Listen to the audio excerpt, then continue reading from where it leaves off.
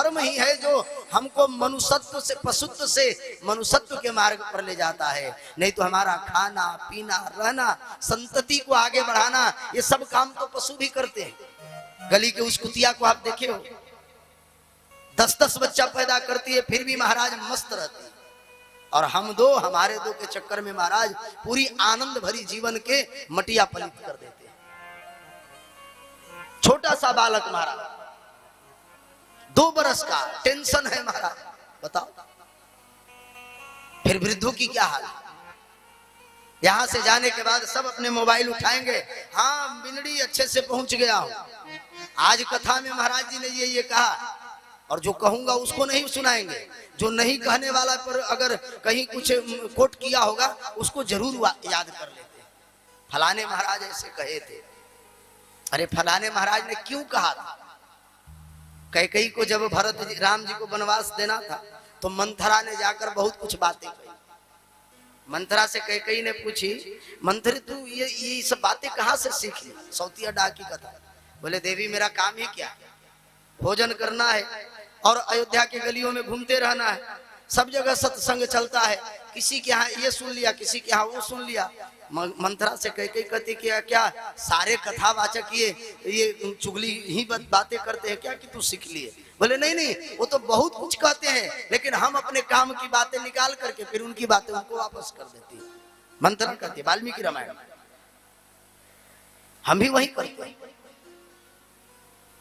भागते हैं, दौड़ते हैं सुबह से शाम तक, लेकिन शाम को फिर हम अपने लक्ष्य के प्रति नहीं, लक्ष्य विहीन होकर के थक करके सो जाते हैं।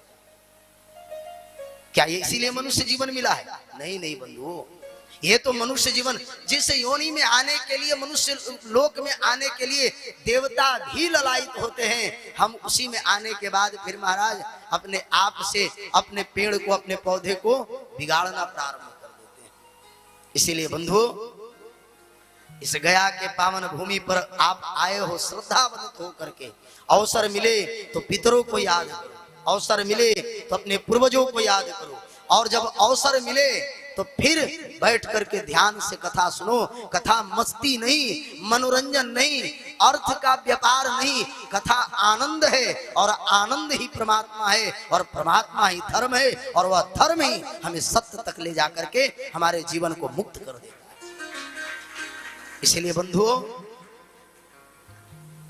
इस भागवत कथा को सुनने के लिए देवता लोग ललायित थे, परीक्षित के साथ विनिमय करना चाहते थे, लेकिन परीक्षित नहीं दिए। सुखदेव जी महाराज ने कहा परीक्षित से पूछ लो। परीक्षित के कहने पर सुखदेव जी ने देवताओं को भी ये कथा नहीं सुनाई। ऐसा देव दुर्लभ कथा है। बोले इस कथा से कौन कौन लोग तरे हैं? बोले धुंधुकारी तर गया। महाराज धुंधुकारी क्यों तर गया? बोले वह अपने कर्मों को जानता था कि हमसे पाप क्या हुआ। इसीलिए मैंने प्रारंभ में कहा पाप गिन करके करो ताकि मिटाया जा सके, और पुण्य भूल करके करो ताकि उसे पुनः याद किया जा सके। और हम क्या करते हैं? हम पाप को गिनते नहीं और पुण्य नोट करते चलते हैं। इसीलिए अपने जीवन में सुधार लाइए, जगिए।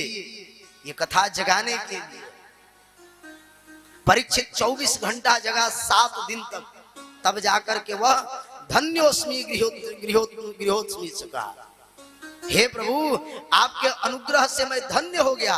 परीक्षित से जब भगवान ने, सुखदेव ने पूछा तुम मरने वाले हो? बोले ना प्रभु, तुम तो राजन मरिष्यसि पशु बुद्धि मिमाम जी, तुम मरने वाले हो, यह पशु बुद्धि है, हम मरते नहीं। मरता कौन है? बोले शरीर मरता है, और इस शरीर के साथ छोड़ने से पूर्व आत्मा को परमात्मा के पास पहुंचाना ही मनुष्य जोनि का एकमात्र लक्ष्य है, एकमात्र धर्म है।